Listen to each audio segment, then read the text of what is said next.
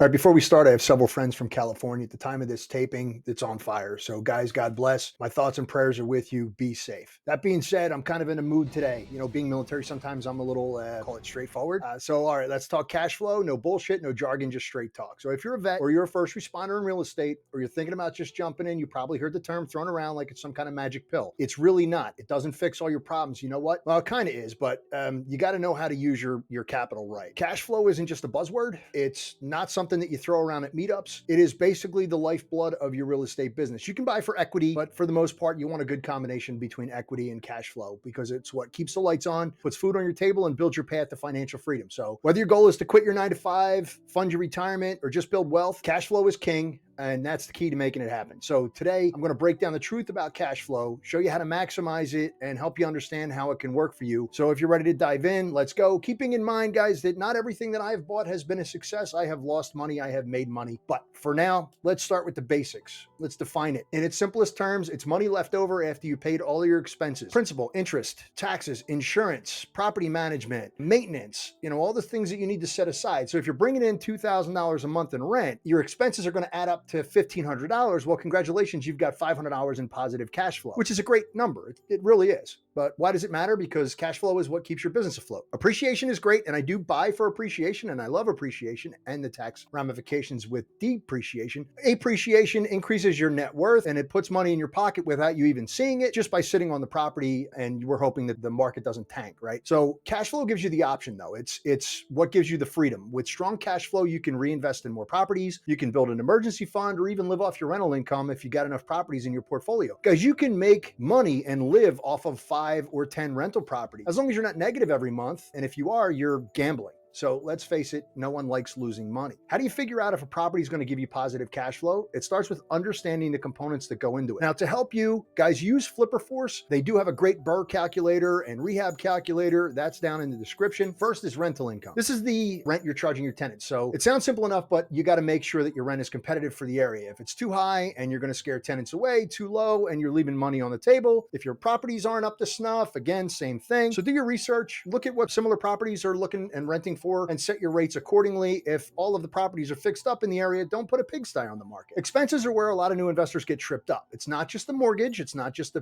pity payment that you have to worry about. You got, not only your property taxes and insurance, but you got maintenance, utilities, property management fees if you're outsourcing. Then there's the unexpected stuff like broken water heater or an unexpected roof repair. That's like capital expenses. So always budget for expenses because they're going to happen because life just happens. Vacancy rate. So you're not going to have a tenant 100% of the time, all the time, right? 60% of the time, it works 100% of the time. There are going to be months when your property's vacant, whether it's in between tenants or waiting for repairs. Even if it's 5 years down the line, it might take you a month or two to get that property refilled. So you got to take care of vacancy throughout the year. Debt service is your mortgage payment. It's likely to be your biggest expense. That's your principal and interest. Hopefully you lock in a low interest rate and get favorable loan terms. We have some that are 40 years, 10 years interest only, 30 years is amortized. And that's going to help you cash flow every month. So when you put all the pieces together, you're going to get a picture of what your cash flow is. And if the math isn't adding up, guys, walk away. There's always another deal out there, and some of the best deals that I've made are the ones I've walked away from. So let's address some of the myths about cash flow that could be holding you back, or even worse, sending you in the wrong direction. Hey, do you need help running your business? I don't know what I would do without my executive assistant.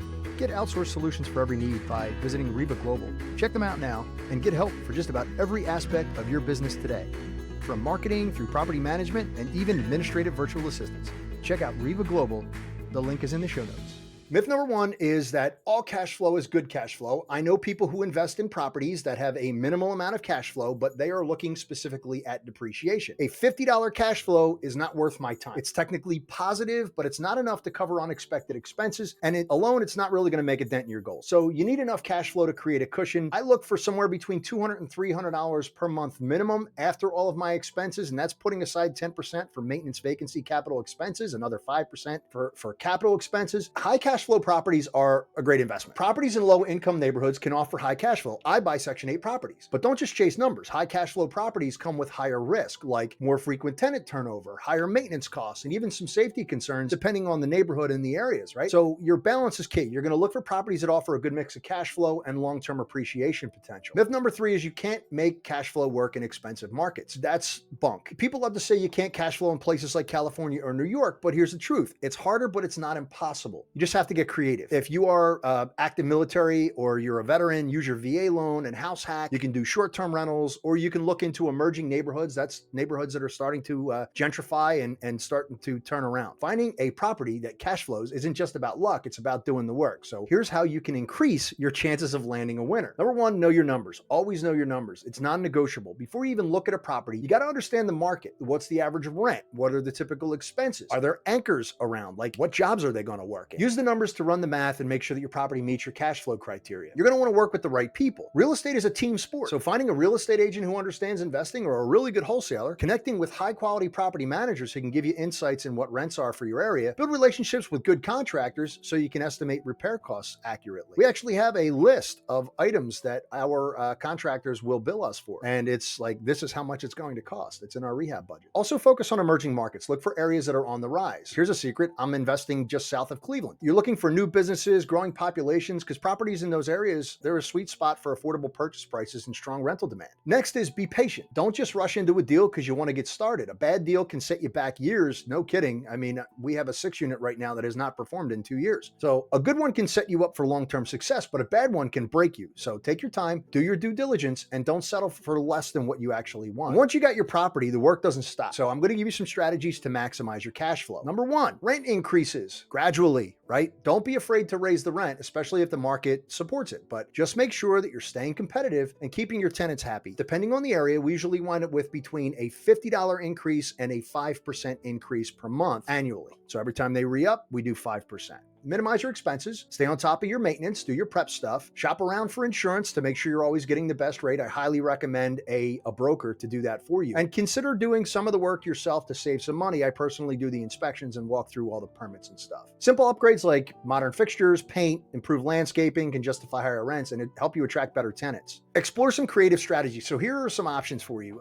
Renting by the room, offering short-term leases, or even converting a single-family home into a duplex if zoning allows. We have a double lot. We're getting ready to knock down a building and put up 2 duplexes. And cash flow is not just a buzzword, guys. It's a ticket to your financial freedom. It's what allows you to take control of your life, leave the grind behind, and build something meaningful. But here's the thing. It doesn't just happen by accident. It takes planning, patience, and a willingness to dig in and do the work. Whether you're just starting out or you're looking to grow your portfolio, remember this. Cash flow is the foundation of your success. Get it right the first time, and you'll have the freedom to live life on your terms. Get it wrong, and you're going to wind up frustrated, over-leveraged, and stressed out. The choice is yours, so choose wisely. Now, get out there, grind it out, crunch the numbers, make it happen.